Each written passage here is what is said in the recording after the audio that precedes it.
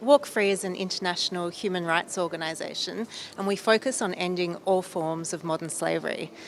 We work with businesses, governments all around the world, as well as communities, faith leaders and survivors.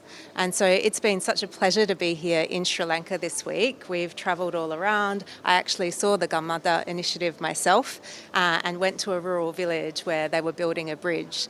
And I was really struck by how involved they were, the whole Capital Maharaja group team, with the community and how much they had listened to the community to understand what they needed. And I think that's something that we as Walk Free and as many people in the anti-slavery movement are trying to do, is to really listen to people whose lives have been impacted, so that we can understand what needs to change, what are the solutions, whether that is building a bridge or introducing new laws to combat human trafficking and modern slavery. We need to listen to people whose lives have been impacted.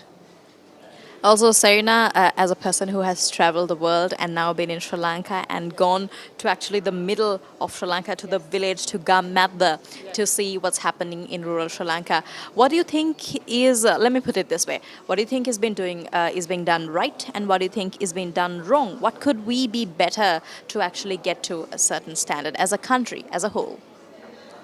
Yeah, well, I think it's about looking at the opportunity that's there and looking at the levels of inequality. Because I think, while it's wonderful to go to villages and to help and to build the community in the village and to provide essential services that they need, there also needs to be economic opportunity.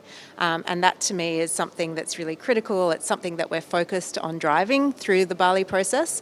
But it's also important that that economic opportunity is fair and safe. So we've heard today so many stories about people who think they're getting a good job opportunity, but actually it turns out to be completely different from what they've been offered, and they end up in a situation of exploitation or even forced labour. So to me, that's a key thing that can make a difference, is trying to drive more equality, trying to drive more fair and safe jobs so that that economic opportunity is there.